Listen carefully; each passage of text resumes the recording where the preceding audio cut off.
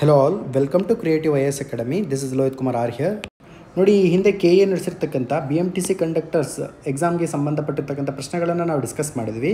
ಅದರ ಮುಂದುವರೆದ ಭಾಗವನ್ನು ಈಗ ಡಿಸ್ಕಸ್ ಮಾಡ್ಕೊಳ್ತಾ ಹೋಗೋಣ. ನೋಡಿ, ಈ ಕೆಳಗಿನ ಯಾವ ಹೇಳಿಕೆಯು ಸರಿಯಲ್ಲ ಅಂತ ಪ್ರಶ್ನೆಯನ್ನು ಕೇಳಿದ್ದಾರೆ. ಅಂದರೆ ತಪ್ಪಾಗಿರ್ತಕ್ಕಂಥ ಹೇಳಿಕೆಯನ್ನು ನಾವು ಹುಡುಕಬೇಕಾಗತ್ತೆ. ಭಾರತ ಪ್ರಪಂಚದಲ್ಲಿ ಅತಿ ಹೆಚ್ಚು ಚಿನ್ನ ಉತ್ಪಾದಿಸುವ ರಾಷ್ಟ್ರ ಅಂತ ಹೇಳಿದ್ದಿಲ್ಲ, ಇದೇನಾಗ್ತಾ ಹೋಗುತ್ತೆ, ತಪ್ಪಾಗುತ್ತೆ. ಕಾರಣ ಏನು? ಅತಿ ಹೆಚ್ಚು ಚಿನ್ನವನ್ನು ಉತ್ಪಾದನೆ ಮಾಡತಕ್ಕಂಥ ರಾಷ್ಟ್ರ ಯಾವುದು ಅಂತ ನೋಡ್ಕೊಂಡಾಗ China is the right answer ಆಗುತ್ತೆ. ರೈಟ್, ಚಿನ್ನ ಇದೊಂದು ಲೋಹ ಖನಿಜ, ಕರೆಕ್ಟ್ ಇದೆ. ಲೋಡ್ ಡಿಪಾಸಿಟ್ ಈ ಪದ ಚಿನ್ನದ ನಿಕ್ಷೇಪಕ್ಕೆ ಸಂಬಂಧಪಟ್ಟಿರೋದು ಸರಿಯಿದೆ. ಕಾಲ್ಗೂರ್ಲಿ ಮತ್ತು ಕೂಲ್ಗಾಡಿ ಇವು ಆಸ್ಟ್ರೇಲಿಯಾದ ಚಿನ್ನದ ಗಣಿಗಳು ಅಂತೇಳಿ ಕೇಳಿದ್ದಾರೆ, ಇದು ಕೂಡ ಸರಿಯಾಗಿದೆ. ಆದುದರಿಂದ 3 ಸ್ಟೇಟ್ಮೆಂಟ್ ಕೂಡ ತಪ್ಪಿದೆ. ಮೊದಲನೇ ಸ್ಟೇಟ್ಮೆಂಟ್ ತಪ್ಪಾಗಿದೆ, ಆದುದರಿಂದ ಆಪ್ಷನ್ ಎ ಅಂತಕ್ಕಂಥದ್ದು ಸರಿ ಆಗ್ತಾ ಹೋಗುತ್ತೆ. ನೋಡಿ, ಕಾಲ್ಗೂರ್ಲಿ ಮತ್ತು ಕೂಲ್ಗಾಡಿ ಅಂತಕ್ಕಂಥ ಚಿನ್ನದ ಗಣಿಗಳು ಆಸ್ಟ್ರೇಲಿಯಾದಲ್ಲಿದ್ದಾವೆ ಅಂತೇಳಿ ಈ ಹಿಂದೆ ಪ್ರಶ್ನೆ ಪತ್ರಿಕೆಯಲ್ಲಿ ಬಂದಿದೆ. ಆದುದರಿಂದ ಒಂದು ಬಾರಿ ಗ್ಲಾನ್ಸ್ ಮಾಡ್ಕೊಳ್ಳಿ, ತುಂಬಾ ಇಂಪಾರ್ಟೆಂಟ್ ಆಗಿರ್ತಕ್ಕಂಥದ್ದು. ಮುಂದಿನ ಪ್ರಶ್ನೆ, ಭಾರತದ ನದಿಗಳಿಗೆ ಸಂಬಂಧಿಸಿದಂತೆ ಈ ಕೆಳಗಿನ ಹೇಳಿಕೆಗಳನ್ನು ಪರಿಗಣಿಸಿ ಅಂತೇಳಿದ್ದ. ಕೃಷ್ಣಾ ನದಿಯು ಪರ್ಯಾಯ ದ್ವೀಪ ಭಾರತದಲ್ಲಿ ಪೂರ್ವಕ್ಕೆ ಹರಿಯುವ 2ನೇ ಅತಿ ದೊಡ್ಡ ನದಿ ಅಂತಿದೆ. ತಪತಿ ನದಿಯು ಪರ್ಯಾಯ ದ್ವೀಪ ಭಾರತದಲ್ಲಿ ಪಶ್ಚಿಮಕ್ಕೆ ಹರಿಯುವ 2ನೇ ಅತಿ ದೊಡ್ಡ ನದಿ ಅಂತೇಳಿದೆ. ಎರಡು ರೀತಿಯಾಗಿರ್ತಕ್ಕಂಥ ಸ್ಟೇಟ್ಮೆಂಟ್. ಸರಿಯಾಗಿರ್ತಕ್ಕಂಥ ಉತ್ತರ ನೋಡಿ, ಪ್ರಶ್ನೆ ಹೋಗೋಕ್ಕಿಂತ ಮುಂಚೆ ಸ್ವಲ್ಪ ಅನಾಲಿಸಿಸನ್ನು ಮಾಡಿ. ನೋಡಿ, ನಮಗೆ ಯಾವಾಗಲೂ ಕೂಡ ಪೂರ್ವಕ್ಕೆ ಹರಿಯುವಂಥ ನದಿಗಳು, ಪಶ್ಚಿಮಕ್ಕೆ ಹರಿಯುವಂಥ ನದಿಗಳ ಬಗ್ಗೆ ಮಾಹಿತಿ ಬೇಕೇ ಬೇಕಾಗುತ್ತೆ. ನೋಡಿ, ನಮಗೆ ಪೂರ್ವಕ್ಕೆ ಹರಿಯುವಂಥ ನದಿಗಳಂತ ನೋಡ್ಕೊಂಡಾಗ ಗೋದಾವರಿ ನದಿ ನಮಗೆ ತುಂಬ ಪ್ರಮುಖವಾಗಿರ್ತಕ್ಕಂಥದ್ದು, ಕೃಷ್ಣಾ ನದಿ ತುಂಬಾ ಪ್ರಮುಖವಾಗಿರ್ತಕ್ಕಂಥದ್ದು, ಕಾವೇರಿ ನದಿ ಜೊತೆಗೆ ಮಹಾನದಿ ಅಂತೇಳಿ ಕರಿತೀವಿ. ಎಲ್ಲವೂ ಕೂಡ ಪೂರ್ವಕ್ಕೆ ಹರಿತಕ್ಕಂಥ ನದಿಗಳು, ಹೌದಾ? ರೈಟ್. ಕೃಷ್ಣಾ ನದಿ ಏನಿದೆಯಲ್ಲ, ಪರ್ಯಾಯ ದ್ವೀಪ ಭಾರತದಲ್ಲಿ ಪೂರ್ವಕ್ಕೆ ಹರಿಯುವ 2ನೇ ಅತಿ ದೊಡ್ಡ ನದಿ ಅಂತೇಳಿದೆ. ಈ ಸ್ಟೇಟ್ಮೆಂಟ್ ಸರಿಯಾಗುತ್ತೆ. ತಪತಿ ನದಿಯು ಪರ್ಯಾಯ ದ್ವೀಪ ಭಾರತದಲ್ಲಿ ಪಶ್ಚಿಮಕ್ಕೆ ಹರಿತಕ್ಕಂತಹ ನದಿ 2ನೇ ಅತಿ ದೊಡ್ಡ ನದಿ ಅಂತೇಳಿದ. ಹಾಗಾದರೆ ಮೊದಲನೇ ಅತಿ ದೊಡ್ಡ ನದಿ ಯಾವುದಾಗಾದರೆ ನರ್ಮದಾ ನದಿ ಅಂತೇಳಿದೆಯಲ್ಲ, ಇದು ಮೊದಲನೇ ಅತ್ಯಂತ ದೊಡ್ಡ ನದಿ ಅಂತೇಳಿ ಕನ್ಸಿಡರ್ ಮಾಡ್ಬೋದು. ಆದುದರಿಂದ 2 ಸ್ಟೇಟ್ಮೆಂಟ್ ಸರಿಯಾಗಿದೆ. Option 3 is the right answer. ಮುಂದಿನ ಪ್ರಶ್ನೆಯನ್ನು ನೋಡ್ಕೊಳ್ಳೋಣ. ಅವುಗಳ ಭೌಗೋಳಿಕ ವಿಸ್ತೀರ್ಣಕ್ಕೆ ಅನುಗುಣವಾಗಿ ಕೆಳಗಿನ ಕ್ರಮಾನುಗತಗಳಲ್ಲಿರುವ ಗುಂಪುಗಳನ್ನು ಆರಿಸಿ ಅಂತೇಳಿ ಪ್ರಶ್ನೆಯನ್ನು ಕೇಳಿದ್ದಾರೆ. ಒಂದು ಬಾರಿ ಗ್ಲಾನ್ಸ್ ಮಾಡ್ಕೊಳ್ಳಿ, ತುಂಬಾ ಇಂಪಾರ್ಟೆಂಟು. ಏನು ಮಾಡಿದರೆ, ಅದರ ವಿಸ್ತೀರ್ಣ ಕೊಟ್ಟಿದ್ದಾರೆ, ಅವುಗಳ ನೋಡಿ ತುಂಬ ಈಸಿಯಾಗಿ ಐಡೆಂಟಿಫೈ ಮಾಡ್ಬೋದು. ಇಲ್ಲಿ ರಾಜಸ್ಥಾನ, ಮಧ್ಯಪ್ರದೇಶ, ಮಹಾರಾಷ್ಟ್ರ, ಉತ್ತರ ಪ್ರದೇಶ ಅಂತ ಏನಿದೆಯಲ್ಲ, ಇದು ಸರಿ ಆಗ್ತಾ ಹೋಗುತ್ತೆ. ಅವ್ರೇನು ಮಾಡಿದ್ದಾರೆ ಅಂದರೆ, ದೊಡ್ಡದಿಂದ ಚಿಕ್ಕದು, ನಂತರದಲ್ಲಿ ಇದಕ್ಕಿಂತ ಚಿಕ್ಕದು, ನಂತರದಲ್ಲಿ ಇದಕ್ಕಿಂತ ಚಿಕ್ಕದು, ಈ ರೀತಿಯಾಗಿ ಇಳಿಕೆ ಕ್ರಮದಲ್ಲಿ, ಅಂದರೆ ಇದನ್ನು ಇಂಗ್ಲೀಷಲ್ಲಿ ನಾವು ಡಿಕ್ರೀಸಿಂಗ್ ಆರ್ಡರ್ ಅಂತೇಳಿ ಕರಿತೇವೆ, ಜೋಡಿಸೋದಕ್ಕೆ ಹೇಳಿದ್ದಾರೆ. ಅದು ಆಪ್ಷನ್ 2 ಏನಿದೆಯಲ್ಲ, ಇದು ಸರಿ ಆಗ್ತಾ ಹೋಗುತ್ತೆ. ಮುಂದಿನ ಪ್ರಶ್ನೆ, ಕರ್ನಾಟಕದಲ್ಲಿ ಪರ್ವತ ಪ್ರದೇಶಗಳ ಕಣಿವೆಗಳಲ್ಲಿ ಹರಿಯುವ ಜರಿ ತೊರೆಗಳ ಅಂಚಿನಲ್ಲಿ ಬೆಳೆಯುವ ವಿಶೇಷವಾದ ಕಾಡುಗಳನ್ನು ಡ್ಯಾಶ್ ಎಂದು ಕರೆಯುವರು ಅಂತೇಳಿ ಪ್ರಶ್ನೆ ಕೇಳಿದ್ದಾರೆ. ನೋಡಿ, ಜರಿಗಳು ತೊರೆಗಳ ಅಂಚಿನಲ್ಲಿ ಬೆಳೆಯುವ ವಿಶೇಷವಾದ ಕಾಡುಗಳನ್ನು ಪರ್ವತದ ಮಿಡೋಗಳು ಅಂತೇಳಿ ಕರಿತೇವೆ. ಇದು ಸರಿಯಾಗಿರ್ತಕ್ಕಂಥ ಉತ್ತರ ಆಗುತ್ತೆ. ನೋಡಿ, ಶೋಲಾ ಫಾರೆಸ್ಟ್ ಕಂಡು ಬರೋದಿಲ್ಲ. ಇದು ನೀಲಗಿರಿ ಸುತ್ತಮುತ್ತ, ತಮಿಳುನಾಡು ಸುತ್ತಮುತ್ತ ಪ್ರದೇಶದಲ್ಲಿ ಕಂಡು ಬರುತ್ತೆ. ಸುಂದರ್ಬನ್ಸ್ ಅಂತೂ ಅಲ್ವೇ ಅಲ್ಲ. ಮ್ಯಾಂಗ್ರೋವ್ ಕಾಡುಗಳು ನಿಮಗೆ ಸಮುದ್ರ ಪ್ರದೇಶದಲ್ಲಿ ಮತ್ತು ಭೂ ಪ್ರದೇಶಗಳ ನಡುವೆ ಒಂದು ಲಿಂಕ್ ಆಗಿ ಕೆಲಸ ಮಾಡುತ್ತೆ ಮ್ಯಾಂಗ್ರೋವ್ ಕಾಡುಗಳು. ಈ ಒಂದು ಉತ್ತರವು ಸರಿಯಾಗಿರೋದಕ್ಕೆ ಸಾಧ್ಯನೇ ಇಲ್ಲ. ಜೊತೆಗೆ ಸುಂದರ್ಬನ್ ಕಾಡುಗಳು ಕೂಡ ಆಗೋದಕ್ಕೆ ಸಾಧ್ಯ ಇಲ್ಲ. ಬಟ್ ಕರ್ನಾಟಕದಲ್ಲಿ ಅಂತ ಕೇಳಿರೋದ್ರಿಂದ ಪರ್ವತದ ಮಿಡುಗಳು ಅಂತೇಳಿ ಇದೆಯಲ್ಲ, ಇದು ಸರಿಯಾಗ್ತಕ್ಕಂಥ ಉತ್ತರ ಆಗುತ್ತೆ. ನೋಡಿ, ಇಲ್ಲಿ ಈಸಿಯಾಗಿ ಉತ್ತರವನ್ನು ಐಡೆಂಟಿಫೈ ಮಾಡ್ಬೋದು. ಒಳಗ್ರಹ ಅಂದ ತಕ್ಷಣ ನೀವು ಡೈರೆಕ್ಟಾಗಿ ಇಲ್ಲಿ ಬರಬೇಕು, ಭೂಮಿಗೆ ಬರಬೇಕು. ಭೂಮಿ ಉಪಗ್ರಹ ಅಂತೇಳಿ ಬಂದಾಗ ನೀವು ಚಂದ್ರಕ್ಕೆ ಬರಬೇಕು. ಹಾಗಾದರೆ ಒಳಗ್ರಹ ಭೂಮಿ ಅಂತೇಳಿ ಹೇಗೆ 3 ಆಪ್ಷನ್ ಎಲ್ಲಿದೆ ನೋಡಿ, ಅದು ಸರಿಯಾಗಿರ್ತಕ್ಕಂಥ ಉತ್ತರ ಆಗ್ತಾ ಹೋಗುತ್ತೆ. ಒಂದೇ ಒಂದು ಆಪ್ಷನ್ ಇದೆ, A3 ಅಂತೇಳಿ ಕನ್ಸಿಡರ್ ಮಾಡ್ಬೋದು. B ಅಂತಕ್ಕಂಥದ್ದು ಹೊರಗ್ರಹ ಶನಿ ಗ್ರಹಕ್ಕೆ ಬರುತ್ತೆ. ನಂತರದಲ್ಲಿ C41 ಇದೆ ನೋಡಿ, ನಕ್ಷತ್ರಪುಂಜ, ಓರಿಯನ್ನಿಗೆ ನಕ್ಷತ್ರಪುಂಜ ಅಂತೇಳಿ ಕರಿತೀವಿ. D ಅಂತಕ್ಕಂಥದ್ದು ನಾವು ಆಲ್ರೆಡಿ ಡಿಸ್ಕಸ್ ಮಾಡಿದ್ವಿ, ಭೂಮಿಯ ಉಪಗ್ರಹ ಚಂದ್ರ ಅಂತೇಳಿ ಕರಿತೀವಿ. Hence option 2 is the right answer. ಮುಂದಿನ ಪ್ರಶ್ನೆಯನ್ನು ಗಮನಿಸೋಣ. ಕೆಳಗಿನವುಗಳಿಂದ ಹೊಂದಿಕೆಯಾಗುವ ಜೋಡಿಗಳನ್ನು ಗುರುತಿಸಿ ಅಂತ ಪ್ರಶ್ನೆಯನ್ನು ಕೇಳಿದ್ದಾರೆ. ಅಂದರೆ ನಾವು ಹೊಂದಿಕೆ ಆಗ್ತಕ್ಕಂಥದ್ದನ್ನು ಗುರುತಿಸಬೇಕಾಗತ್ತೆ. ಸೊ ನೋಡಿ, ಶಿಲೀಂಧ್ರ ಅಂತಕ್ಕಂಥದ್ದು ಬ್ರೆಡ್ ಮೇಲೆ ಬೆಳೆಯುವಂಥ ಶಿಲೀಂಧ್ರ ಅಂತೇಳಿದೆ, ಸರಿಯಾಗುತ್ತೆ. ಪ್ರೊಟಿಸ್ಟಾ ಅಮೀಬಾ ಕೆಟಗರಿಗೆ ಬರುತ್ತೆ. ವೈರಸ್ HIV ಅಂತಕ್ಕಂಥದ್ದು ಒಂದು ವೈರಸ್ ಅಂತ ಕನ್ಸಿಡರ್ ಮಾಡ್ಬೋದು. ಮೊನೆರಾ ಅಂತಕ್ಕಂಥದ್ದು ಅಣಬೆಗೆ ರಿಲೇಟೆಡ್ ಆಗಿಲ್ಲ, it is somewhere related to ಶೈವಲಗಳು ಅಂತ ಕರಿತೇವೆ. ಸೊ ರೈಟ್, ಆದುದರಿಂದ D ಆಪ್ಷನ್ ತೆಗೆದುಬಿಡಿ, ಆನ್ಸರ್ ಸಿಗುತ್ತೆ ನಿಮಗೆ. Option 2 is the right answer. ಮುಂದಿನ ಪ್ರಶ್ನೆನ ಅಬ್ಸರ್ವ್ ಮಾಡ್ಕೊಳ್ಳಿ. ಭಾರತದ ಪಶ್ಚಿಮ ಕರಾವಳಿಯಲ್ಲಿ ಕಂಡುಬರುವ ಸರೋವರಗಳು ಯಾವುದು ಅಂತ ಪ್ರಶ್ನೆ ಕೇಳಿದ್ದಾರೆ. ಸ್ವಲ್ಪ ಅವಲೋಕನ ಮಾಡಬೇಕಿಲ್ಲಿ. ಅವರು ಕೇಳಿರ್ತಕ್ಕಂಥದ್ದು ಪಶ್ಚಿಮ ಕರಾವಳಿನ ಆಗಿರೋದ್ರಿಂದ ಸ್ವಲ್ಪ ಅಬ್ಸರ್ವ್ ಮಾಡ್ಕೊಳ್ಳಿ. ಏನು ಅಂದರೆ, ಚಿಲ್ಕಾ ಸರೋವರ, ಕೊಲ್ಲೇರು ಸರೋವರ ಇದೆಯಲ್ಲ, ಇವೆರಡೂ ಕೂಡ ಪೂರ್ವ ಕರಾವಳಿಯಲ್ಲಿ ಕಂಡು ಬರ್ತಕ್ಕಂತಹ ಸರೋವರಗಳು ಅಂತೇಳಿ ಕನ್ಸಿಡರ್ ಮಾಡ್ತೇವೆ. ಸಾಂಬಾರ್ ಸರೋವರ ಇದೆಯಲ್ಲ, ಭಾರತ ದೇಶದಲ್ಲಿರ್ತಕ್ಕಂತಹ ಉಪ್ಪು ನೀರಿನ ಸರೋವರ ಅಂತೇಳಿ ಕರಿತೀವಿ. ಇದಕ್ಕೆ ಯಾವುದೇ ಸಮುದ್ರದ ಮೂಲ ಇಲ್ಲದಿದ್ರೂ ಕೂಡ ಇದು ಉಪ್ಪು ನೀರಿನ ಸರೋವರ ಅಂತಲೇ ಕೂಡ ಪ್ರಸಿದ್ಧಿಯನ್ನು ಪಡ್ಕೊಂಡಿದೆ. ಆದುದರಿಂದ ಸರಿಯಾಗಿರ್ತಕ್ಕಂಥ ಉತ್ತರ ಆಪ್ಷನ್ 4 C ಮಾತ್ರ ಇಸ್ ದ ರೈಟ್ ಆನ್ಸರ್ ಆಗುತ್ತೆ. ಮುಂದಿನ ಪ್ರಶ್ನೆ DDT ಅಣುವಿನಲ್ಲಿರುವ ಕ್ಲೋರಿನ್ ಪರಮಾಣುಗಳ ಸಂಖ್ಯೆ ಎಷ್ಟು ಅಂತ ಪ್ರಶ್ನೆಯನ್ನು ಕೇಳಿದ್ದಾರೆ. ತುಂಬ ಈಸಿಯಾಗಿರ್ತಕ್ಕಂಥ ಪ್ರಶ್ನೆ ಇದು. The right answer will B 5. ಮುಂದಿನ ಪ್ರಶ್ನೆಯನ್ನು ಗಮನಿಸಿ. ಆರ್ಥಿಕವಾಗಿ ಹಿಂದುಳಿದ ವರ್ಗಕ್ಕೆ 10% ಮೀಸಲಾತಿಯನ್ನು ಉದ್ಯೋಗ ಮತ್ತು ಶಿಕ್ಷಣದಲ್ಲಿ 2009 ಜಾರಿಗೆ ತಂದಂತಹ ಸಂವಿಧಾನಾತ್ಮಕ ತಿದ್ದುಪಡಿಯ ಹೆಸರು ಯಾವುದು ಅಂತೇಳಿ ಕೇಳಿದ್ದಾರೆ. ಸ್ವಲ್ಪ ಅಬ್ಸರ್ವ್ ಮಾಡ್ಕೊಳ್ಳಿ. ಆರ್ಥಿಕವಾಗಿ ಹಿಂದುಳಿದ ವರ್ಗಕ್ಕೆ ಅಂದರೆ EWS ಅಂತೇಳಿ ಇದೆ. ಇವರಿಗೆ 10% ಶೇಕಡವಾರು 10% ಮೀಸಲಾತಿಯನ್ನು ರಿಸರ್ವೇಷನನ್ನು ಎಲ್ಲ ಸರ್ಕಾರಿ ಉದ್ಯೋಗಗಳಲ್ಲಿ ಮತ್ತು ಶೈಕ್ಷಣಿಕ ಸಂಸ್ಥೆಗಳಲ್ಲಿ ನೀಡಬೇಕು ಅಂತಕ್ಕಂತಹ ಒಂದು ವಿಷಯವನ್ನು ಸಾಂವಿಧಾನಿಕವಾಗಿರ್ತಕ್ಕಂಥ ತಿದ್ದುಪಡಿ ಮುಖಾಂತರವಾಗಿ ಜಾರಿ ತರಲಾಗಿತ್ತು. ಆ ತಿದ್ದುಪಡಿ ಯಾವುದು ಅಂತ ಪ್ರಶ್ನೆ ಕೇಳಿದ್ದಾರೆ. 103ನೇ ಸಂವಿಧಾನಾತ್ಮಕ ತಿದ್ದುಪಡಿ ಇದೆಯಲ್ಲ, ಇದಕ್ಕೆ ನಾವು ಕನ್ಸಿಡರ್ ಮಾಡ್ಬೋದಾಗುತ್ತೆ. ಸರಿಯಾಗಿರ್ತಕ್ಕಂಥ ಉತ್ತರ ಆಪ್ಷನ್ 3, ಎಕನಾಮಿಕಲಿ ವೀಕರ್ ಸೆಕ್ಷನ್ ಅಂತೇಳಿ ಕರಿತೀವಿ. ಅಂದರೆ ಆರ್ಥಿಕವಾಗಿ ಹಿಂದುಳಿದಿರ್ತಕ್ಕಂತಹ ವರ್ಗ ಅಂತೇಳಿ ನಾವೇನು ಮಾಡ್ತೀವಿ, ಕನ್ಸಿಡರ್ ಮಾಡಲಾಗುತ್ತೆ. ಇದನ್ನು ಒಂದು ಬಾರಿ ಗ್ಲಾನ್ಸ್ ಮಾಡ್ಕೊಳ್ಳಿ, ತುಂಬ ಇಂಪಾರ್ಟೆಂಟು. ಯಾಕೆ ಅಂದರೆ ತುಂಬ ಸುದ್ದಿಯಲ್ಲಿದೆ ನೋಡಿ. ಕೋಆಪರೇಟಿವ್ ಸೊಸೈಟೀಸ್ ಅಂತ ಕರಿತೀವಲ್ವ, ಸಹಕಾರಿ ಸಂಘಗಳಲ್ಲಿ ಮಹಿಳೆಯರಿಗೆ 33% ಮೀಸಲಾತಿಯನ್ನು ನೀಡಲು ಒಪ್ಪಿಗೆ ನೀಡಿರ್ತಕ್ಕಂಥ ಭಾರತದ ಮೊದಲ ರಾಜ್ಯ ಸರ್ಕಾರ ಯಾವುದು ಅಂತ ಪ್ರಶ್ನೆ ಕೇಳಿದ್ದಾರೆ. ತುಂಬ ಈಸಿಯಾಗಿರ್ತಕ್ಕಂಥದ್ದು, ಇತ್ತೀಚೆಗೆ ನೀಡಿರ್ತಕ್ಕಂಥದ್ದು Uttarakhand is the right answer ಆಗುತ್ತೆ. 2024 ಪ್ಯಾರಿಸ್ ಒಲಿಂಪಿಕ್ಸ್ನಲ್ಲಿ 100 ಮೀಟರ್ ಏರ್ ಪಿಸ್ತೂಲ್ ಮಿಶ್ರ ತಂಡ ವಿಭಾಗದ ಅಡಿಯಲ್ಲಿ ಕಂಚಿನ ಪದಕವನ್ನು ಗೆದ್ದ ಭಾರತದ ಜೋಡಿಯ ಹೆಸರು ಏನು ಅಂತೇಳಿ ಕೇಳಿದ್ದಾರೆ. ಅಂದರೆ 2024 ಕೇಳ್ತಾ ಇರೋದು ನೋಡಿ. ತುಂಬ ರೀಸೆಂಟ್ ಆಗಿರ್ತಕ್ಕಂಥ ಕರೆಂಟ್ ಅಫೇರ್ಸ್ ಇದು. ನೀವು ತುಂಬ ಕರೆಂಟ್ ಅಫೇರ್ಸ್ ಮೇಲೆ ಎಂಫಸೈಸ್ ಮಾಡಬೇಕಾಗುತ್ತೆ. ಕಾರಣ ಏನು ಅಂದರೆ ಇತ್ತೀಚೆಗೆ ನಡೆದಿರ್ತಕ್ಕಂಥ ಪ್ಯಾರಿಸ್ ಒಲಿಂಪಿಕ್ಸ್ ಬಗ್ಗೆ ಕೇಳಿದ್ದಾರೆ. ಆದುದರಿಂದ it is necessary to read more current affairs. ಅರ್ಥ ಆಗ್ತಿದೆಯಾ ನಿಮಗೆ? ಎಕ್ಸಾಮ್ ಪಾಸ್ ಮಾಡಬೇಕು ಅಂದರೆ ಹೆಚ್ಚು ಕರೆಂಟ್ ಅಫೇರ್ಸನ್ನು ರೆಫರ್ ಮಾಡಬೇಕು. The right answer will be Manu Bhaker and Sarabjot Singh ಅಂತೇಳಿ ಕರೀತಾರೆ. ಮುಂದಿನ ಪ್ರಶ್ನೆ. ಭಾರತದ ಪ್ರಥಮ ಬಹುರಾಷ್ಟ್ರೀಯ ಏರ್ ಕಂಬ್ಯಾಟ್ ಎಕ್ಸಸೈಸ್ ಅನ್ನು ಹೆಸರಿಸಿ ಅಂತೇಳಿದೆ. ಇದರಲ್ಲಿ 10 ರಾಷ್ಟ್ರಗಳು 67 ಫೈಟರ್ ಜೆಟ್ಗಳು ಸೇನಾಪಡೆಗಳ ವಿಮಾನಗಳು ಭಾವಿಸಲಿದ್ದು, ಇದರಲ್ಲಿ 18 ರಾಷ್ಟ್ರಗಳು ವೀಕ್ಷಕರಾಗಿ ಪಾಲ್ಗೊಳ್ಳಲಿವೆ ಅಂತ ಪ್ರಶ್ನೆ ಕೇಳಿದ್ದಾರೆ. ಸರಿಯಾಗಿರ್ತಕ್ಕಂಥ ಉತ್ತರ ತರಂಗ ಶಕ್ತಿ ಅಂತಕ್ಕಂಥದ್ದು. ಇದನ್ನು ಇಂಗ್ಲೀಷಲ್ಲಿ ಏನಂತ ಕರಿತೀವಿ ಅಂದರೆ India's first multilateral air combat system ಅಂತಲೂ ಕೂಡ ಕರಿತೀವಿ, ಅಥವಾ ಎಕ್ಸಸೈಸ್ ಅಂತಲೂ ಕೂಡ ಕರಿತೀವಿ. ನೆನ್ಪಿಟ್ಕೊಳ್ಳಿ. ಈ ರೀತಿಯಾಗಿರ್ತಕ್ಕಂಥ ಪ್ರಶ್ನೆ ಕೇಳ್ತೀವಿ ನೋಡಿ. CH ವಿಜಯಶಂಕರ್ ಅವರು ಇದ್ದಾರಲ್ಲ, ಇವರು ಮೇಘಾಲಯದ ರಾಜ್ಯಪಾಲರು ಅಂತ ಗೊತ್ತಾಗಿದ ತಕ್ಷಣ ನಮಗೆ ಇದೊಂದು ಗೊತ್ತಿದ್ದರೆ ನಿಮಗೆ ಈಸಿಯಾಗಿ ಆಪ್ಷನ್ ಎನ್ನು ನೀವು ತೆಗೆದುಬೋದು, ಆಪ್ಷನ್ 3 ಕೂಡ ನೀವು ತೆಗಿಬೋದು. ಕಾರಣ ಏನು ಅಂದರೆ A1 ಇದೆ, ಅದೇ ರೀತಿ ಆಪ್ಷನ್ 3ಯಲ್ಲಿ A3 ಇದೆ. ಸೊ ಇಲ್ಲಿ A4 ಇರತಕ್ಕಂಥದ್ದು ಎರಡೇ ಆಪ್ಷನಲ್ಲಿ. ಆದುದರಿಂದ ನಾವು 2 ಮತ್ತು 4 ಹೋಲ್ಡ್ ಮಾಡಿಟ್ಕೊಳ್ಳೋಣ. ನಾವು ಇಲ್ಲಿ 50% ಚಾನ್ಸ್ ಇರೋದ್ರಿಂದ ನೀವು ಚಾನ್ಸ್ ತೊಗೊಳ್ಳೇಬೇಕಾಗತ್ತೆ, ರಿಸ್ಕ್ ತೊಗೊಳ್ಳೇಬೇಕಾಗತ್ತೆ. ಸೊ ಇಲ್ಲಿ ನೋಡಿ ಎಗೆ 4 ಇದೆ, ಓಕೆ, ನೋ ಪ್ರಾಬ್ಲಮ್. ಹರಿಭಾವುಕೆ ಬಾಗ್ಡೆ ಇದಿರಲ್ಲ, ಇವರು ರಾಜಸ್ಥಾನದ ರಾಜ್ಯಪಾಲರು ಅಂತೇಳಿ ನಾವು ಕನ್ಸಿಡರ್ ಮಾಡ್ಬೋದು. ಸೊ ಆದುದರಿಂದ ಸರಿಯಾಗಿರ್ತಕ್ಕಂಥ ಉತ್ತರ ಆಪ್ಷನ್ 2 ಅಂತೇಳಿ ನಾವು ಕೆಟಗರೈಸ್ ಮಾಡ್ಬೋದಾಗುತ್ತೆ. ಒಂದು ಸಾರಿ ಗ್ಲಾನ್ಸ್ ಮಾಡ್ಕೊಳ್ಳಿ. ಮುಂದಿನ ಪ್ರಶ್ನೆ. ಜುಲೈ 2024 G20 ಸಮಾವೇಶ ಜರುಗಿದ ಸ್ಥಳ ಯಾವುದು ಅಂತ ಪ್ರಶ್ನೆ ಕೇಳಿದ್ದಾರೆ. ಸೊ ಬ್ರೆಜಿಲ್ನ ರಿಯೋ ಡಿ ಜನೈರೋ ಇದೆಯಲ್ಲ, ಆ ಪ್ರದೇಶದಲ್ಲಿ ನಡೆದಿದೆ G20 ಸಮಾವೇಶ. ಅರ್ಥ ಆಗ್ತಿದೆಯಾ? G20 ಟ್ರಾಯ್ಕಾ ಅಂತೇಳಿ ಒಂದು ಟರ್ಮ್ ಕೂಡ ತುಂಬ ಫೇಮಸ್ ಆಗಿದೆ. ಈ ಟ್ರಾಯ್ಕಾ ಬಗ್ಗೆ ಮಾಹಿತಿಯನ್ನು ಪಡ್ಕೊಳ್ಬೇಕಾಗುತ್ತೆ, ತುಂಬಾ ಇಂಪಾರ್ಟೆಂಟ್ ಆಗಿರ್ತಕ್ಕಂಥದ್ದು. ನೋಡಿ, ಇಂಡೋನೇಷ್ಯಾ ಜೊತೆಗೆ ಇಂಡಿಯಾ, ಅದರ ನಂತರದಲ್ಲಿ ಬ್ರೆಜಿಲ್. ಅರ್ಥ ಆಗ್ತಿದೆಯಾ? ಈ ರಾಷ್ಟ್ರಗಳ ಒಂದು ಟ್ರಾಯ್ಕಾವನ್ನು ತಾವು ನೆನ್ಪಿಟ್ಕೊಳ್ಬೇಕಾಗುತ್ತೆ ಈ G20 ವಿಷಯಕ್ಕೆ ಸಂಬಂಧಪಟ್ಟಂತೆ ಅಥವಾ ಸಮಾವೇಶಕ್ಕೆ ಸಂಬಂಧಪಟ್ಟಂತೆ. ಆಟೋ ಮಿನರಲ್ಸ್ ಡೈರೆಕ್ಟರೇಟ್ ಇತ್ತೀಚೆಗೆ ಮಂಡ್ಯ ಜಿಲ್ಲೆಯ ಮರ್ಲಗಲ್ಲ ಪ್ರದೇಶದಲ್ಲಿ ಯಾವ ಖನಿಜದ ನಿಕ್ಷೇಪವನ್ನು ಗುರುತಿಸಿದೆ ಅಂತ ಪ್ರಶ್ನೆ ಕೇಳಿದ್ದಾರೆ. ನೋಡಿ, ಇದು ಡೈರೆಕ್ಟಾಗಿ ಎಕನಾಮಿಕ್ ಸರ್ವೆಯಿಂದ ಬಂದಿರತಕ್ಕಂಥ ಪ್ರಶ್ನೆ, ತುಂಬಾ important. So the right answer will B lithium ಆಗುತ್ತೆ. ಮುಂದಿನ ಪ್ರಶ್ನೆಯನ್ನು ಗಮನಿಸೋಣ. 2024-25 ಕರ್ನಾಟಕ ಆಯವ್ಯಯದಲ್ಲಿ ಕರ್ನಾಟಕದ ಪರಿಷ್ಕೃತ ಪ್ರವಾಸೋದ್ಯಮ ನೀತಿ ಯಾವ ಅವಧಿಗೆ ಜಾರಿಗೆ ತರಲು ನಿಗದಿಪಡಿಸಿದೆ ಅಂತ ಪ್ರಶ್ನೆ ಕೇಳಿದ್ದಾರೆ. ನೋಡಿ, ಕರ್ನಾಟಕ ಗೌರ್ಮೆಂಟು ತನ್ನ ರಿವೈಸ್ಡ್ ಆಗಿರ್ತಕ್ಕಂಥ ಟೂರಿಸಂ ಪಾಲಿಸಿಯನ್ನು ಎಷ್ಟಕ್ಕೆ ಯಾವ ಅವಧಿಗೆ ಜಾರಿ ಮಾಡಿದೆ ಅಂತ ನೋಡ್ಕೊಳ್ಳೋದಾದರೆ ಆಪ್ಷನ್ 2 ಇದೆಯಲ್ಲ, 2024ರಿಂದ 2029 ಏನಿದೆಯಲ್ಲ, ಈ ಅವಧಿ ಸರಿಯಾಗಿರ್ತಕ್ಕಂಥ ಉತ್ತರ ಆಗುತ್ತೆ. ಕೆಳಗಿನ ಯಾವುದು ಕೃಷಿ ಮತ್ತು ಕೃಷಿ ಸಂಬಂಧಿತ ವಲಯಕ್ಕೆ ಸಂಬಂಧಿಸಿದಿಲ್ಲ ಅಂತೇಳಿ ಪ್ರಶ್ನೆಯನ್ನು ಕೇಳಿರುವಂಥದ್ದು.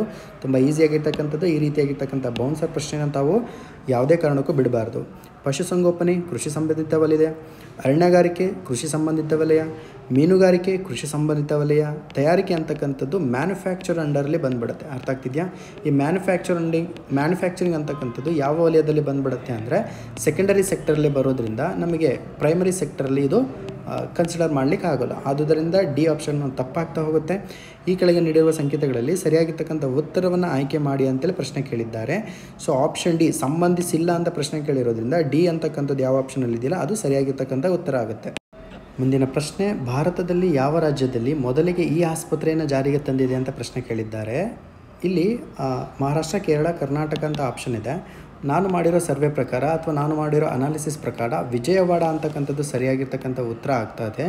ಬಟ್ ಇಲ್ಲಿ ವಿಜಯವಾಡ ಅಂತಕ್ಕಂಥದ್ದು ಯಾವ ಸ್ಟೇಟಲ್ಲಿ ಬರುತ್ತೆ ಅಂತ ನೋಡ್ಕೊಂಡಾಗ ಆಂಧ್ರ ಪ್ರದೇಶದಲ್ಲಿ ಲೊಕೇಟ್ ಆಗಿದೆ. ಬಟ್ ಇಲ್ಲಿ ಆಂಧ್ರ ಪ್ರದೇಶ ಕೊಟ್ಟಿಲ್ಲ. ಸೊ ಕೇರಳ ಅಂತಕ್ಕಂಥದ್ದು ಸರಿ ಆಗ್ಬೋದು ಅಂತ ಅಂದ್ಕೊಳ್ತೀನಿ. ನೋಡೋಣ, ಅಫಿಷಿಯಲ್ ಕೀ ಆನ್ಸರ್ ಬಂದಂತಹ ಸಂದರ್ಭದಲ್ಲಿ ನಾನು ನಿಮಗೆ ಈ ಒಂದು ಪ್ರಶ್ನೆಗೆ ಸರಿಯಾಗಿರ್ತಕ್ಕಂಥ ಉತ್ತರವನ್ನು ಅಪ್ಡೇಟ್ ಮಾಡ್ತೇನೆ. ಮುಂದಿನ ಪ್ರಶ್ನೆ, ಕೆಳಗಿನ ಯಾವ ಕಾರ್ಯಕ್ರಮವು ಕರ್ನಾಟಕದಲ್ಲಿನ ಜಿಲ್ಲಾ ಮಾನಸಿಕ ಆರೋಗ್ಯ ಕ್ರಮಕ್ಕೆ ಸಂಬಂಧಿಸಿಲ್ಲ ಅಂತ ಪ್ರಶ್ನೆ ಕೇಳಿದ್ದಾರೆ. ನೋಡಿ, ಸರಿಯಾಗಿರ್ತಕ್ಕಂಥ ಉತ್ತರ ಈ ಸಂಜೀವಿನಿ ಅಂತಕ್ಕಂಥದ್ದು ಏನಿದೆಯಲ್ಲ, ಇದು ಜಿಲ್ಲಾ ಮಾನಸಿಕ ಕಾರ್ಯಕ್ರಮಕ್ಕೆ ಸಂಬಂಧಿಸಿಲ್ಲ. ಆದುದರಿಂದ ಡಿ ಆಪ್ಷನ್ ಏನಿದೆಯಲ್ಲ, ಅವರು ಡಿ ಆಪ್ಷನ್ ಕೇಳಿರೋ ಅಂದರೆ ಸಂಬಂಧಿಸಿಲ್ಲ ಅಂತ ಕೇಳಿರೋದ್ರಿಂದ ಡಿ ಆಪ್ಷನ್ ಸರಿಯಾಗ್ತಾ ಹೋಗುತ್ತೆ. ಹಾಗಾದರೆ ಮಾನಸಧಾರ ಯಾವುದಕ್ಕೆ ಈ ಸಂಜೀವಿನಿ ಯಾವುದಕ್ಕೆ ಸಂಬಂಧಪಟ್ಟಿದೆ ಅಂತ ನೋಡ್ಕೊಂಡಾಗ ಕರ್ನಾಟಕ ರಾಜ್ಯದಲ್ಲಿರ್ತಕ್ಕಂಥ ಎಲ್ಲ ಸರ್ಕಾರಿ ನೌಕರರಿಗೆ ಕ್ಯಾಶ್ಲೆಸ್ ಮೆಡಿಕಲ್ ಸರ್ವಿಸಸನ್ನು, ಚಿಕಿತ್ಸೆಯನ್ನು ಕೊಡೋದಕ್ಕೆ ಜಾರಿ ಮಾಡಿರ್ತಕ್ಕಂಥ ಒಂದು ಕರ್ನಾಟಕ ಸರ್ಕಾರದ ಕಾರ್ಯಕ್ರಮ. ಇದು ಎಕನಾಮಿಕ್ ಸರ್ವೆ ರಿಲೇಟೆಡ್ ಆಗಿರ್ತಕ್ಕಂಥ ಪ್ರಶ್ನೆ ಆಗಿರೋದ್ರಿಂದ ನೋಡಿ ಒಂದು ಬಾರಿ ಗ್ಲಾನ್ಸನ್ನು ಮಾಡ್ಕೊಳ್ಳಿ. ಮುಂದಿನ ಪ್ರಶ್ನೆ ನೋಡಿ, ಒಂದು ಭಾಗದಲ್ಲಿ ಭಾರತದ ತುದಿಗಳನ್ನು ಕೊಟ್ಟಿದ್ದಾರೆ, ರೈಟ್, ನಂತರದಲ್ಲಿ ಸ್ಥಾನವನ್ನು ಕೊಟ್ಟಿದ್ದಾರೆ. ಯಾವುದ್ಯಾವುದು ಸರಿಯಾಗಿ ಜೋಡಿಕೆಯಾಗಿದೆ ಅನ್ನೋದನ್ನು ನಾವು ಐಡೆಂಟಿಫೈ ಮಾಡಬೇಕಾಗುತ್ತೆ. ನೋಡಿ, ಇಲ್ಲಿ ಸರಿಯಾಗಿರ್ತಕ್ಕಂಥ ಜೋಡಿಯನ್ನು ಆಯ್ಕೆ ಮಾಡಬೇಕಾಗುತ್ತೆ. ಸೊ ಆದುದರಿಂದ ಸರಿಯಾಗಿರ್ತಕ್ಕಂಥ ಉತ್ತರವನ್ನು ನೋಡಿದಾಗ ನಮಗೆ ಇಂದಿರಾ ಪಾಯಿಂಟ್ ಗ್ರೇಟ್ ನಿಕೋಬಾರ್ ಇದೆ, ಕರೆಕ್ಟ್ ಇದೆ. ಗ್ರೇಟ್ ನಿಕೋಬಾರ್ ಪ್ರದೇಶದಲ್ಲಿ ನಮಗೆ ಇಂದಿರಾ ಪಾಯಿಂಟ್ ಕಂಡುಬರುತ್ತೆ. ಇಂದಿರಾ ಕೂಲ್ ಅಂತಕ್ಕಂಥದ್ದು ಲಡಾಖಲ್ಲಿ ಕಂಡುಬರುತ್ತದೆ. ಅರ್ಥ ಆಗ್ತಿದೆ ನಿಮಗೆ? ಭಾರತದ ಉತ್ತರ ಪ್ರದೇಶದಲ್ಲಿ ಕಂಡುಬರ್ತಕ್ಕಂಥ ಲಡಾಖ್ ಪ್ರದೇಶದಲ್ಲಿ ಕಂಡುಬರುತ್ತೆ. ಜೊತೆಗೆ ತಮಿಳುನಾಡು ಕೇಪ್ ಕಾಮರೂನ್ ಸರಿಯಾಗಿದೆ. ಸೊ ಆದುದರಿಂದ ಈ ಕೇಪ್ ಕಾಮರೂನಿಗೆ ಇನ್ನೊಂದು ಹೆಸರು ಕೂಡ ಇದೆ, ಅದನ್ನು ನಾವೇನಂತ ಕರಿತೀವಿ, ಕನ್ಯಾಕುಮಾರಿ ಅಂತಲೂ ಕೂಡ ಕರೆಯಲಾಗುತ್ತೆ. So right answer will B option 4 ಆಗುತ್ತೆ. ಮುಂದಿನ ಪ್ರಶ್ನೆಯನ್ನು ನೋಡ್ಕೊಳ್ಳೋಣ. ಸಂವಿಧಾನದ ಅಡಿಯಲ್ಲಿ ಮಾತೃತ್ವ ಸಂಬಂಧಿ ಪರಿಹಾರ ನಿರಾಕರಣೆಯು ಈ ಯಾವ ಹಕ್ಕಿನ ಉಲ್ಲಂಘನೆಯಾಗಿದೆ ಅಂತ ಪ್ರಶ್ನೆಯನ್ನು ಕೇಳಿದ್ದಾರೆ. ನೋಡಿ, ಇದು ಮಾತೃತ್ವ ಸಂಬಂಧ ಪರಿಹಾರ ನಿಧಿ ಅಂತೇಳಿ ಇದೆಯಲ್ಲ, ಇದನ್ನು ನಾವು ಇಂಗ್ಲೀಷಲ್ಲಿ ಏನಂತ ಕರಿತೀವಿ ಅಂದರೆ ಮೆಟರ್ನಿಟಿ ಬೆನಿಫಿಟ್ ಅಂತೇಳಿ ಕರಿತೀವಿ. ಅರ್ಥ ಆಗ್ತಿದೆ ನಿಮಗೆ? ಮೆಟರ್ನಿಟಿ ಬೆನಿಫಿಟ್ ಅಂತೇಳಿ ಕರಿತೇವೆ. ಸೊ ಈ ಮೆಟರ್ನಿಟಿ ಬೆನಿಫಿಟನ್ನು ವೈಲೇಷನ್ ಮಾಡಿದಂತಹ ಸಂದರ್ಭದಲ್ಲಿ ಈ ಕೆಳಗಿನ ಯಾವ ಹಕ್ಕು ಉಲ್ಲಂಘನೆ ಆಗುತ್ತದೆ ಅಂತ ಪ್ರಶ್ನೆ ಕೇಳಿದ್ದಾರೆ. ಸಮಾನತೆಯ ಹಕ್ಕು ಇದೆಯಲ್ಲ, ನಿಮಗೆ ಆರ್ಟಿಕಲ್ 14 ಏನಿದೆಯಲ್ಲ, 14ನೇ ವಿಧಿ, 14 ಅಡಿಯಲ್ಲಿ 14ನೇ ವಿಧಿ ಅಡಿಯಲ್ಲಿ ಬರ್ತಕ್ಕಂತಹ ಸಮಾನತೆಯ ಹಕ್ಕು ವೈಲೇಟ್ ಆಗುತ್ತೆ ಅಂತೇಳಿ ಇತ್ತೀಚೆಗೆ ಹೈಕೋರ್ಟ್, ಯಾವ ಹೈಕೋರ್ಟದು? ಕಲ್ಕತ್ತಾ ಹೈಕೋರ್ಟು ತನ್ನ ತೀರ್ಪಿನಲ್ಲಿ ನೀಡಿರ್ತಕ್ಕಂಥದ್ದು. ಯಾವುದೇ ಮಗುವಿನ ಅಥವಾ ಯಾವುದೇ ತಾಯಿಯ ಮೆಟರ್ನಿಟಿ ಬೆನಿಫಿಟನ್ನು ವೈಲೇಷನ್ ಮಾಡ್ತಕ್ಕಂಥದ್ದು ಸಮಾನತೆಯ ಹಕ್ಕನ್ನು ವೈಲೇಷನ್ ಮಾಡೋದಕ್ಕೆ ಸಮವಾಗಿದೆ, ಡಿಸ್ಕ್ರಿಮಿನೇಷನನ್ನು ಮಾಡೋದಕ್ಕೆ ಸಮವಾಗಿದೆ ಅಂತಕ್ಕಂಥ ತನ್ನ ವರದಿಯನ್ನು ನೀಡಿರ್ತಕ್ಕಂಥದ್ದು. ನೋಡಿ, ಈ ಒಂದು ನ್ಯಾಯಪೀಠದ ಅಧ್ಯಕ್ಷತೆಯನ್ನು ಯಾರು ವಹಿಸಿದ್ರು ಅಂತ ಪ್ರಶ್ನೆಯನ್ನು ಕೇಳಿದಾಗ ರಾಜಾ ಬಸು ಚೌಧರಿ ಅಂತೇಳಿ ನೆನ್ಪಿಟ್ಕೊಳ್ಬೇಕಾಗುತ್ತೆ.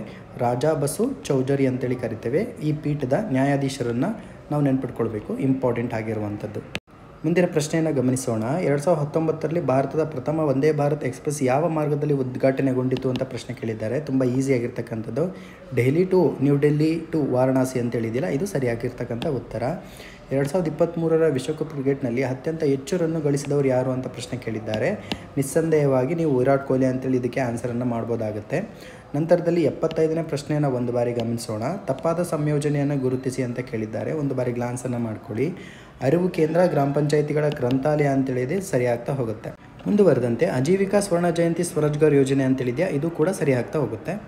ನಂತರದಲ್ಲಿ ನಿಮಗೆ ಇನ್ನೊಂದು ಪಾಯಿಂಟ್ ಇದೆ ನೋಡಿ, ವಾಜಪೇಯಿ ವಸತಿ ಯೋಜನೆ ಅಂತೇಳಿದೆಯಲ್ಲ, ಇದು ಕೂಡ ಸರಿಯಾಗ್ತಾ ಹೋಗುತ್ತೆ, ರೈಟ್.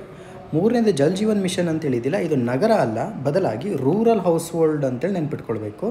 ಇದನ್ನು ಜಾರಿ ಮಾಡಿದಂತಹ ಸಂದರ್ಭದಲ್ಲಿ 2024ರೊಳಗಡೆ ಎಲ್ಲ ಮನೆಗಳಿಗೂ ಕೂಡ ಜಲ್ ಜೀವನ್ ಅಂದರೆ ಕುಡಿಯುವ ನೀರಿನ ಸಂಪರ್ಕವನ್ನು ನೀಡಬೇಕು ಅನ್ನೋ ಉದ್ದೇಶವನ್ನು ಇಟ್ಕೊಳ್ಳಲಾಗಿತ್ತು. ಎಲ್ಲಿ ಪ್ರದೇಶದಲ್ಲಿ? ರೂರಲ್ ಹೌಸ್ ಹೋಲ್ಡ್ಸ್ ಅಂತೇಳಿ ನಾವು ನೆನ್ಪಿಟ್ಕೊಳ್ಬೇಕಾಗುತ್ತೆ, ವಿಚ್ ಇಸ್ ನಥಿಂಗ್ ಬಟ್ ಗ್ರಾಮೀಣ ಪ್ರದೇಶ ಅಂತೇಳಿ ಕರಿತೀವಿ. ಆದುದರಿಂದ ಇದು ತಪ್ಪಾಗುತ್ತೆ. ಸರಿಯಾಗಿರ್ತಕ್ಕಂಥ ಉತ್ತರ ಆಪ್ಷನ್ 4 ಆಗುತ್ತೆ.